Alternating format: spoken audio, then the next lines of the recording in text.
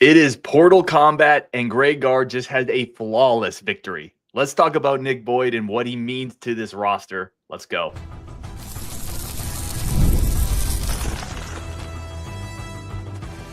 You are Locked On Badgers, your daily podcast on the Wisconsin Badgers. Part of the Locked On Podcast Network, your team every day. Yes, welcome, Locked On Badgers. Thank you for joining us. I am your host, Ryan Herrings, part of the Locked On Podcast Network. Thank you for being here every single day, being a part of the team, being part of the community, being part of the everydayers. Today's episode brought to you by TurboTax. Ready for stress-free taxes and the most money back guaranteed? Head over to TurboTax.com today. Get matched with your expert. We are talking about Nick Boyd committing to the Badgers. The scouting report. We got Justin with us. The starting lineup. Is it maybe better than last year's? And then what did the Badgers still need to do in the portal? All of that coming up. But first, let's sound the cannons. Justin, this is a big one. Fire the recruiting cannons. Another one is headed to Madison on Wisconsin. Justin, initial thoughts. The Badgers needed a point guard. Nick Boyd, 6'3", San Diego State, senior, lots of experience, played point guard for them. What do you think? I think that this is an absolutely huge get because, number one, he's a better athlete than anyone we had this last season on the perimeter. And I also think that he does some things offensively that make the game easier than what we had this last year. He's a guy who can legitimately get downhill pretty much whenever he wants to. Wisconsin hasn't had a guard like that in a long time. What's Devin Harris? Like it's been a minute. Yeah, we really don't typically get guys that are capable of just going by people. So you have some driving kick game that you can add with him. And I saw your show with Rajiv. Can be really effective in the pick and roll game, which gives you some things that you can do with him because he is a guy who's really smart in that use. I'm curious, have you looked at his analytics in terms of defensively? I have. So we'll start with offense, but I do want to get to defense because I do think there's a bit of a misconception with him defensively that we're going to get into. Offensively, let me throw the numbers out there. 13.4 points per game, 3.9 rebounds per game, 3.9 assists, shot 35% from three, 75% from the line. One of the big things I wanted to talk about was free throw rate. So in Tanjay, what we're losing is a ton of free throws, a crazy amount of paint presence, rim pressure. Boyd's going to come in and give you some of that. He had a free throw rate of 38%, which is the number of free throws divided by field goal attempts. That would have been second on the team to Tanjay last year, better than Blackwell. So it speaks to your point. You only get free throws if you're getting to the rim. You're only getting free throws if you're putting rim pressure on defenses. So that big chunk of offense you're losing from Tanjay in terms of free throws, Boyd's going to replace a lot of that. And then you mentioned the pick and rolls. That's something we really didn't have last year. We didn't have a guard that was really adept at getting into the paint off a pick and roll, snaking into the lane, and then finding shooters. Boyd is 75th percentile in college basketball and pick and roll ball handler. So the guy handling the pick and roll, he's really, really good at engaging that second defender, but not letting him go, getting the ball handler or defender on his backside, getting in the paint, keeping both defenders, playing with pace. It gives this offense a layer that it didn't have last year. So I'm really excited about this. This to me is a Plan A target. Wisconsin beat North Carolina for him, among others. This was an immediate guy they went after. And you got to give credit to Gard. But also, this tells you the NIL is getting better, Justin, because otherwise you're not getting these guys. Well, I think we kind of knew that. You and I have been talking about this for a while. I don't think Wisconsin's never going to be a top-tier NIL program. But what's happening is you have a lot of people that are donors that I'm sure are looking at it and saying, I'm not giving you money unless you prove that I'm getting value for it. And when the teams don't look overly good, they're not going to open up their wallet and be like, here's money, go spend this when I don't know if you're going to spend it effectively. And the same thing's happening with football right now. But he had a good season. They were really effective in the guys that they got this last season. And I think that made people look at it that were involved with the program and say, well, if he can do this with almost no resources, what can he do if we give him a little bit more to work with here? Mm-hmm. And this is a really good get. Like, this is a guy who legitimately, I think, can be an effective point guard in kind of any style. But I really like with this style how he can be used because he's a guy who can actually push the ball. Like, he's got enough quickness to really jet up the court. And like, I like Blackwell, but I would much rather have him out on the edge coming in and trying to finish rather than being the guy leading off on the break. Yep. And, you spoke about Blackwell. What does this do for him? It allows him just to be more of the offensive go get a bucket guy and let's let Boyd initiate. Let's let Rhodey initiate. Rhodey's a really good passer too. Yep. We're going to let these other guys initiate offense more, and you just go worry about replacing some of Tanjay's 19 point whatever points per game. You go and just be a predator, hunt shots, hunt baskets. Because the thing with Blackwell, who again we hope is back. I mean, I think I would be shocked if he wasn't, but he did put his name in for the NBA combine. But his assist to turnover ratio is kind of 1-to-1-ish. You want him just focusing on scoring and let these other guys initiate. Yeah, I think the way, and tell me if you disagree on this. Blackwell's the type of guy you don't mind spelling the point, but he's not a guy you want running point consistently. It's just not. He's just not effective at it. He's not a playmaker in that regard, and that's fine. I don't really think that totally fits his skill set. It's nice that he has some flexibility with it, but it's not something that I look at him and I say we need him to do this in order to be an effective player. Yep, I agree. You mentioned defense. I do want to get in on that because, again, Justin, we're talking about a team that scored 89 points and lost in March. Like, scoring was not the issue. Biggest thing. So defensively, in terms of analytics, pretty good, but there's some inconsistencies. So it's the analytics say about average in the 50, 60 percentile overall.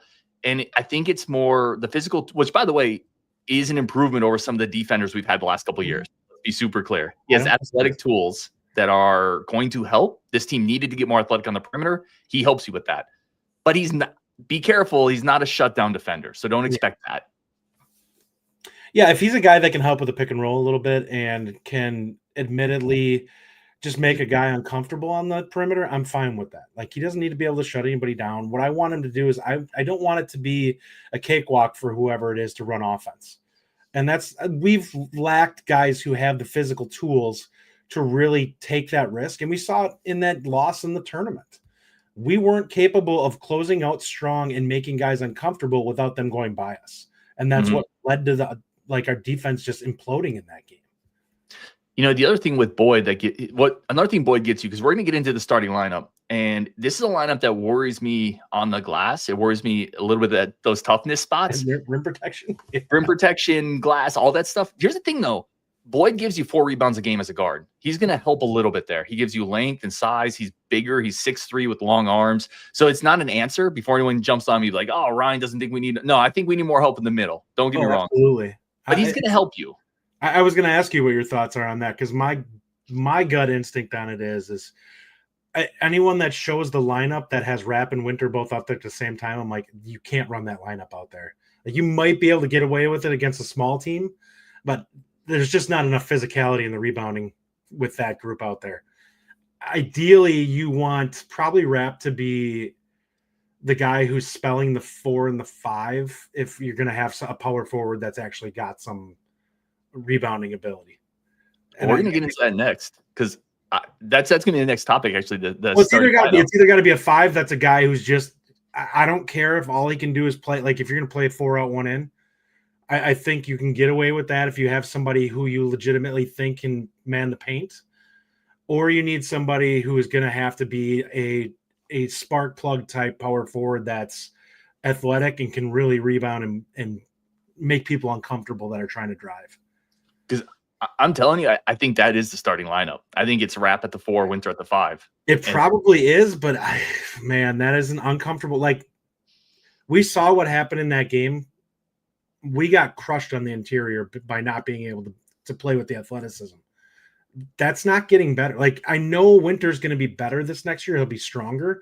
And I'm curious to see what type of gains Rapp can make athletically in general, in terms of being in a plus type Division I program that's going to be able to really work with him on some of those things.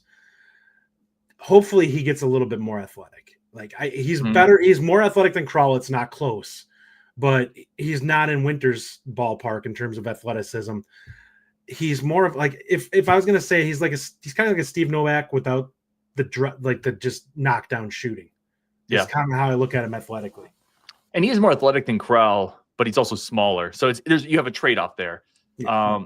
The other thing I want to quickly mention with Boyd that I think is a really big deal with this pickup is massive amounts of experience. 80-plus games started. He's been in the Final Four. He was the team's second leading scorer in that Final Four. This is a guy who, as a point guard, it's almost like a quarterback. If you have a returning quarterback with experience, it's a big deal in college football. If you have a returning point guard with experience, it's also a huge deal in basketball. This is just a massive pickup for the Badgers. We have to take a quick break there. We're going to come back and talk about that starting lineup and the rebounding concerns, the size concerns. Can this team just outshoot everybody? We're going to get into that next on Locked On Badgers. But first, a quick second for our friends of the show over at TurboTax. And it is about that time.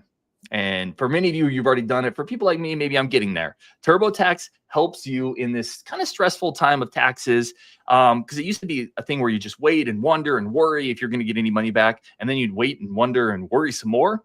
Now taxes is better. It's matching with the TurboTax expert that helps you get your taxes done as soon as today.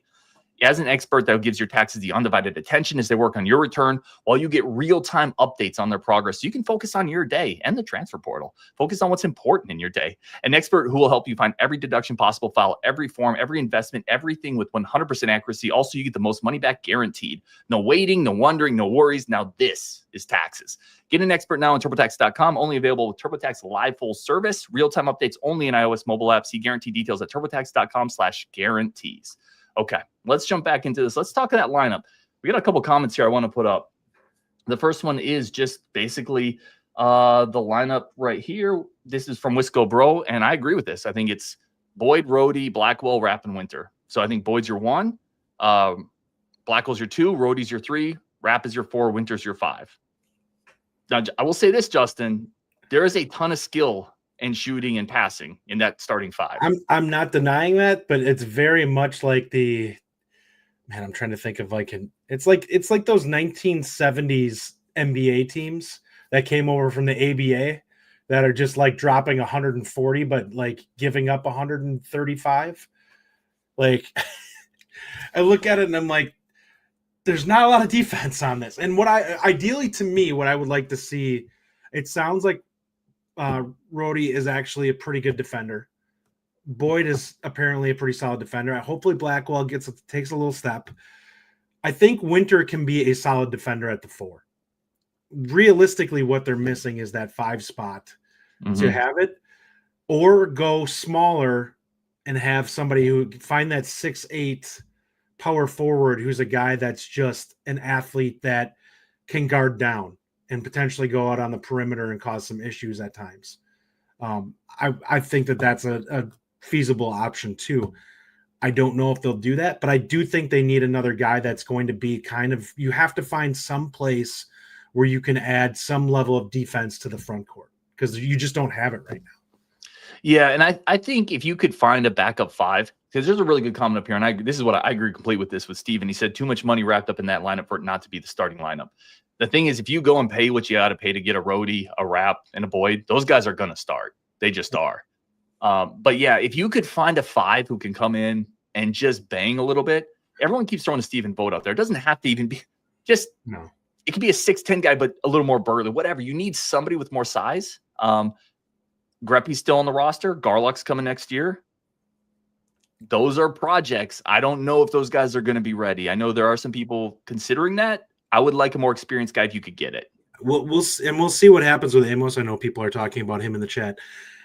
He's a guy that could provide a little bit of what I've been talking about, but he needs to substantially upgrade his defense if that's the case. Athleticism is there, and I do think that he's capable of blocking some shots here and there. He's a guy who has to be much more locked in mentally and really understand what his goals are from the defensive side. He in general has been a guy that I've struggled with watching in terms of just his feel for the game. Like, that's not a strength for him. Hopefully another year in off season here, and he makes a major step in that direction, because he is a guy who I think can have a really good year next year, if that's the case. I think that there's legitimately a chance you have a guy like him and he goes out there and he'll have games that he starts.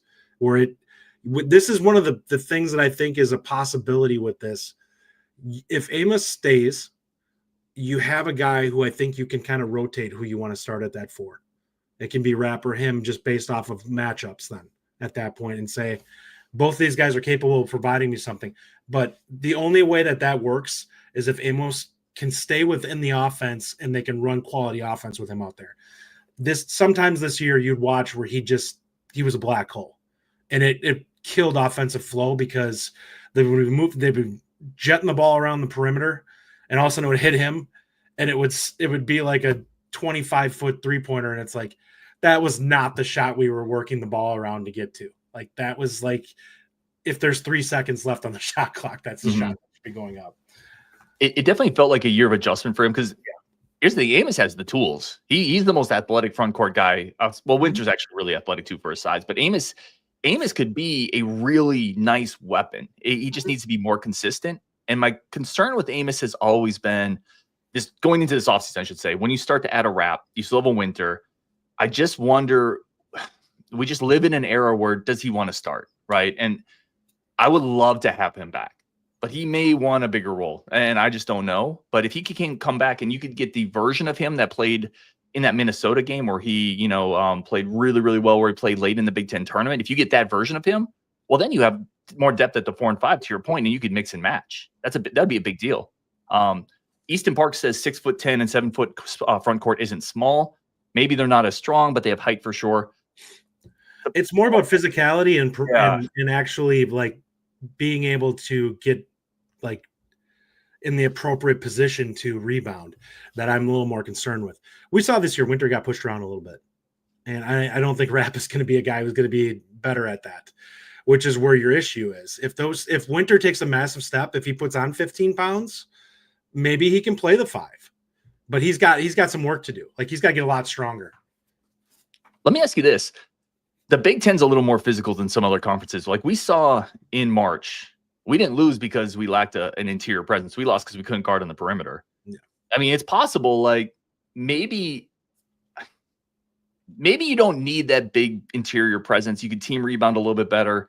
I don't know. Maybe we're overrating that a little bit. And I'll also say this. What is your goal, I guess, is what that comes down to. Because if your goal is to make a tourney run, you might not need it. Now, if you're working towards trying to put together a title contender, you're going to need it. Like you noticed, we watched these we talked about it. Auburn lost, and we were talking about how much length and size and athleticism that team had. And it was just like Wisconsin would have got chewed up on this. And I don't think that they were overly skilled, but they were so big and athletic that it's like they just swallow you up. Like you can't do anything unless you have somebody who's capable of breaking down that type of defense. Steve says still need an enforcer. I agree. An enforcer would really help. And I agree with you as well, Justin. If you're going to win a title, you have to have more size on the inside. I do think it's possible that we're underestimating Winter a little bit in his ability to get more physical. Because I'm not denying that. We just need to see it. Yeah, if you go back to his freshman to sophomore year, he did put on 10, 15 pounds. Mm-hmm. And he's a 7 foot 235 now. If he puts on another 10 pounds, he's 7, 245. Yeah. Like you could do worse at the 5. And then if Rapp is just kind of the problem is Rapp's not a rebounder. Like his rebound numbers are pretty poor. And could he get better? Absolutely, because he was a freshman last year. But he's not in there battling a whole lot. Yeah, the biggest thing with him, and there I saw Will in the chat saying that he thought that Rapp was as athletic as Winter. They're not remotely as explosive. Like he's not as remotely as explosive as Winter. It was one of the things that really stood out to me. When you watch him go up and dunk, it's like there's some effort there to get up. Winter does it pretty easily. Like when he goes and throws down, it's more of a matter of can Winter go up over somebody and throw it down. Rapp is when I was watching his film, I'm like, I'm a little worried. Is he going to be able to finish at times throwing it down? And he can get more explosive. Don't get me wrong. I do think that there's a level probably to gain in there a little bit with him, especially at a program if we really value physically developing him in this offseason, because I think you need to. Like I think he's skilled enough that if you can even get him a little quicker, it's going to really help him in terms of his game. Because I think that he shoots well enough that maybe at times you can get him to get a step on a guy and be able to get a leaner or something like that going in, because he does have length. He's a guy who's going to be able to do some things if he can get past his man. And he should get some hard closeouts. Yeah, he should, because the shooting's legit. I mean, this whole team, when you look at the starting lineup, Boyd is a really good passer. Blackwell is a great penetrator shooter. Rhodey's a good passer. Rapp can shoot. Winter is incredibly skilled. This lineup 1 through 5 is incredibly skilled. Maybe the most skilled 1 through 5 since those dominant Badger teams, honestly. Yeah. There's no black holes here in terms of that guy can't do multiple things on offense. Mm-hmm. And you can start to see an offense where You get that side-to-side action, and then you get a single side pick and roll between a Winter and a Wrap, between a Boyd and a Blackwell. You have spacing everywhere. I agree there are rebounding concerns, and there's definitely defensive concerns, but this team's going to be hellacious to guard, man. They really are. And I think some of that is because of the system they have in place, and I think some of these players we've gotten is because of the system we're now able to sell with Kirk Penny. I think that's a big deal here. I think it does. Do you think who's the kid coming in from New Zealand in the offseason? This year it's Jones, Hayden Jones. Do you think he's capable of providing some perimeter defense? I don't think so. Just defense at this point. You think he's going to need time? My gut tells me no on that. He had a really funny. So I talked to him. I had him on the show actually, and I asked him about defense. He's like, "Yeah, it's not my favorite thing to do." I'm paraphrasing. You're in the Big Ten, buddy. It better start to become that. Now I will say this: like he's like 6'3", 6'4". He has good size on the perimeter. I think he probably should have some Australian toughness, New Zealand toughness in him. But I think he's more of an offensive guy at this point in his career, and I wouldn't count on him year one to step in defensively on the perimeter. Now, Jackson Baldwin next year, I think would be different, but Hayden Jones, I'm not so sure. Have you looked at Kendall Blue at all? Just a little bit. Who the Badgers are rumored, are rumored in. That could be a nice wing guy there. All right, we do have to take one more quick break, talk about what's next, and then we'll just get a bunch of your comments. Like ultimately, this is a huge win for the Badgers. This is a tier 1 plan A target. I think probably the top of the board guy for them. So huge win for Wisconsin. We'll take one more quick break for our friends of the show and then get your comments next. Justin, I do want to ask you this coming up next. Do you like this starting lineup maybe more than last year's starting lineup? We'll get to that next on Locked On Badgers. First, a quick break for our friends of the show over at Monarch Money. And you guys in the comments let us know as well, which starting lineup do you like more? Potentially, it's all potential at this point. Today's episode brought to you by our good friends over at Monarch Money, which is basically a personal finance app that helps bring all your money together so you know exactly what you're spending on. Sports cards, IPAs, pizza, or whatever your vices are. Those are some of mine. But Monarch Money brings it all together. You get a dashboard. You can collaborate with your partner, which makes it really easy to set goals, track spending collaboratively. It's never been easier to manage money. And ultimately, if we all looked at our money kind of like we were the CEO, the CFO of our personal finances, we'd probably be able to invest a little bit better and be a little smarter with it and then build a little bit more of a future. And that's what Monarch Money is out there to help you do. Take control of your finances with Monarch Money. Use code LOCKEDONCollege at monarchmoney.com for 50% off your first year. That's monarchmoney.com, code LOCKEDONCollege for half off your first year. All right, let's get back into this. Justin, I just want to tee it off with this and I want to kick it over to you. There's a chance Blackwell and Winter both take a jump, especially Winter. I think there's a chance this lineup's a little more cohesive. You're replacing the Max Klesmit that, although he brought toughness, it underperformed quite dramatically at points. I know you're losing Tanjay, but is there a chance this starting five could be better? I would say probably not. And I say that because I don't know if you have a Tanjay level I can go off for 30 guy to couple with Blackwell. And in games where you need somebody to kind of take over, those guys are priceless. Like they have so much value, especially if the rest of the lineup just isn't holding its water. And that's what scares me a little. Like I look at this lineup and there's some really talented guys and it all comes together. Like if you're looking at it in the aggregate, yeah, it's great. But how many of these guys can we see going off for 20? And that's going to be the question kind of with this, because how many games did we just see Tanjay just go off and it just carried the team. It got everybody rolling. Or in big moments, him get a bucket or get to the line, because that's going to be kind of what the question is going to be with this next year's team is who's going to be that guy other than Blackwell. It could be Winter, but it will be interesting because Winter at times, I think we both agree, you look at him and you're like, dude, you need to be more assertive out there. Like I realize you're a true sophomore, but we need you to take advantage of the fact that you're a matchup nightmare for most power forwards in the Big Ten. Like they're just not big enough. And most of them don't have the length or probably even like most of them probably not strong enough, just given the fact of the size difference to guard him without fouling. You know what else? When you think about it, because I think the point you just made there is really good. And if I build on that, he's more athletic than a lot of fours. I think a lot of fives are going to have to guard him next year. Probably. Because the fours are going to get drug up by Rap. And now you might have, we talk a lot about toughness and about adjusting to other teams. now you might drag out that Purdue cave troll that they always have every single year on the perimeter and make him guard Winter 20 feet from the rim.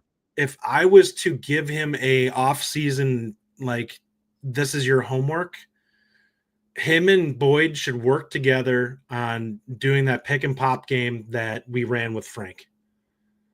Like, that's what he should be looking at, and getting the ball at the top and being able to drive down from the top and getting that spin move down. Because I think he's capable of learning how to do that. He's athletic enough to be able to make that move.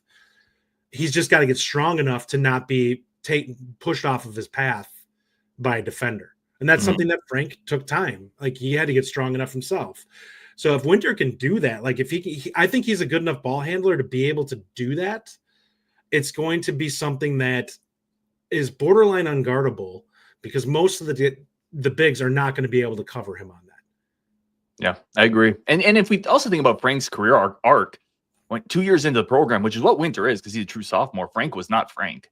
No. Frank was not Frank at all. Junior year. Yeah. So he has a chance to be ahead of that already. And I do think that Winter has a couple levels to go yet.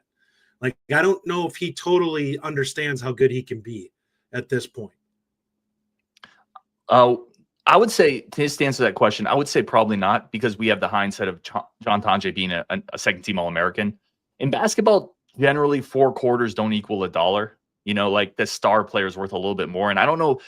I really like the pieces you're adding in, but you're losing a second-team All-American, and you're losing Stephen Crowell. I don't think we're going to be quite as good as that.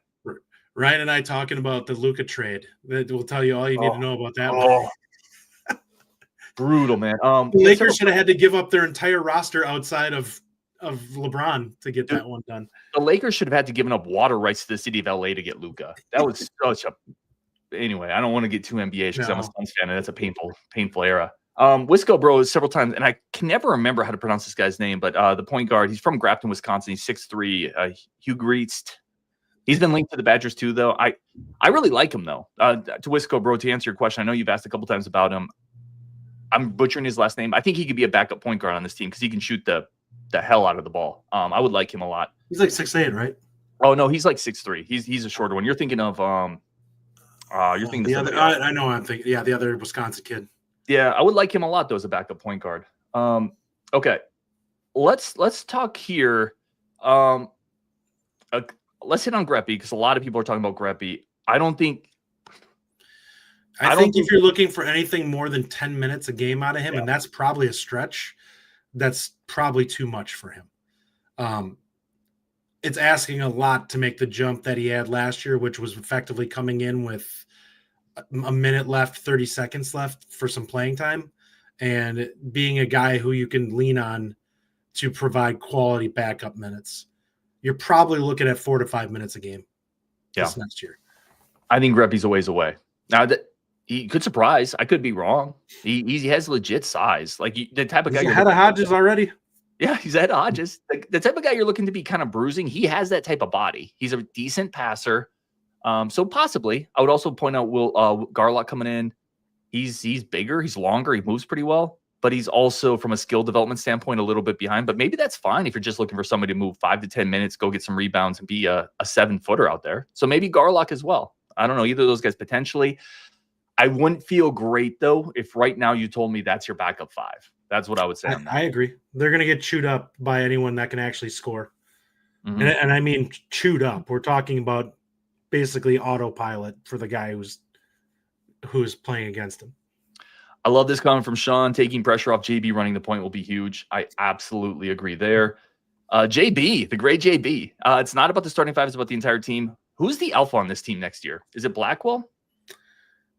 I actually think it might end up being Boyd. Ironically, I think that he's going to be like, I see the aggressiveness that he plays with. And as much as I like Blackwell, like there's times he falls in love with some of the perimeter stuff and he doesn't get as aggressive as I'd like to see. I'm hoping that having a guy like Boyd actually knocks JB up a notch. So Blackwell starts to be like, play with that little bit more of that aggression. Couple other quick questions here. White Marlin, who's your comp for Boyd? So I saw this comment come up and I started chewing on it. And I'm like, gosh, I don't know if there's been a recent Badger guard who's 6'3", can get to the paint really well. Really good pick and roll guy. Someone said Hughes. Hughes is a little smaller, maybe. He's a little more herky-jerky too, wasn't he? It's a really good question. I'm not sure off the top of my head, White Marlin, but I didn't want to just ignore it because I don't know I don't have a great answer for you. I'll think about it. I don't know if we've had a guard like him. Like he doesn't have a lot of wasted motion when he comes downhill. Like he's a guy who kind of knows what he's doing and like he has an idea when he's going to the rim. And that's half the battle. Like there's not many guys that you watch that really seem to understand I need to have a clue with if I see this, I'm doing this. And we see that all the time where guys, they get downhill and they start going down, like heading towards the rim, and they don't know what they're going to do with the ball at that point. It's like you're done at that point. Like you're either going to have a turnover, an offensive foul, or you're going to miss your shot because you're kind of made up in your mind already that you're attacking no matter what.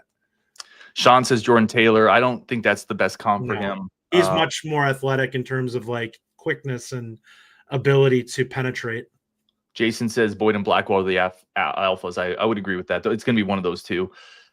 Let's finish up here. And by the way, we're going to do a bunch more. I'm going to have Coach Gauthier on. We're going to take deep dives on all of these players, really get into the analytics with them. Justin, what makes you most optimistic? Gosh, I couldn't think of the word. I've had a long day today. What makes you most optimistic about this team right now? And then is the rebounding the biggest word for you? Because I think there's another one. Well, I think it's defense is the biggest word for me. I think this team will score. I actually really like what Boyd provides in terms of a transition game. I don't think we were great with that this year. If there was a lot of points I felt like we left on the court that we just didn't finish, and I think Boyd helps with that substantially. I think it takes the ball out of JB's hands or Blackwell's hands, which I think is a big deal. I need to watch more road film to see how he looks in terms of transition. My gut instinct is that he's at least better than Janicki at it, which is a plus in itself. But that's one of the areas where I think this team can get a lot better. And I think there's a lot of opportunities for it. And it's like, if you're going to say, where can we gain something offensively? I think that's your spot. Winter will be interesting in terms of his ability to provide a post presence this next year, because it's not really a strength of his right now. So we'll see, because Crowell really had that little hook with either hand.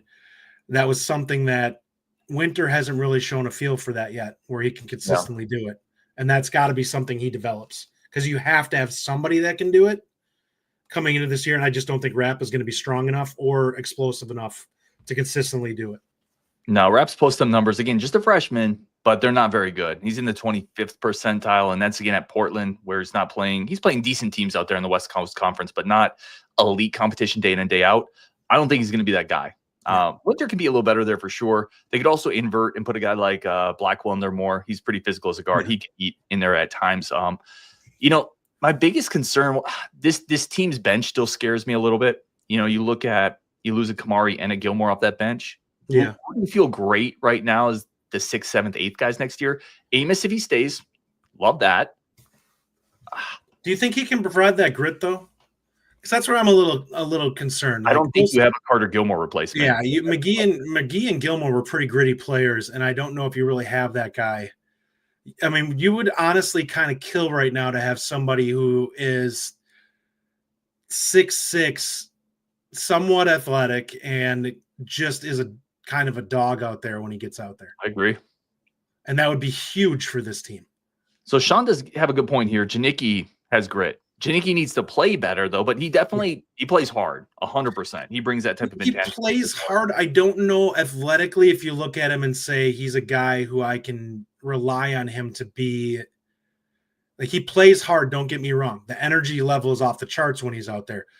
Defensively, Gilmore was actually a pretty darn good defender in the interior. Mm-hmm. Like, he was probably our best post defender. And that is going to be missed. There's nobody that I look at that I say, this guy is going to be able to pick that up. Winter isn't that guy yet. Winter, I think, can provide more shot blocking, but I don't think that you're going to look at him and say he's going to be a plus post defender this year. I wanted to throw this comment up here to end the show. Again, bunch more content coming up for sure. Will Hannes just says, as this team stands now, I will give Greg Gard credit for the portal. I think he's done a great job up to this point. I think you still need a depth piece. I really think you need to add another front court depth piece. I think you need two pieces. I think you need another wing and you need a big if you can get one. I don't know if you need another. I would take more. Don't get me wrong. I think Kinzinger can play next year. I think Janicki can play next year. Yeah, I would take another wing athlete too. Now that I talk to myself about it, yeah, I would take another one of those too. But again, I want a 6'6" guy that can kind of play the 2 or the 3, and that is capable of defending a little bit better than what we have. Like I don't mind the other guys being better scorers, but I want somebody who's a better defender. I agree. Anyway, we're gonna wrap it there. I think Gard has crushed it so far. Not over. We still need to continue adding if possible, but I think it's been a great start. Appreciate y'all. Appreciate Justin as well. Go check him out over on Buck Report and also on Twitter on Wisconsin. Let's go. And we will continue covering all of this going forward this week. Plus, Travis Burgess on the show tomorrow. Big-time quarterback prospect in the 2026 class. One of the top quarterback prospects for the Badgers in the 2026 class. That show is dropping tomorrow on Wisconsin, and we will talk later.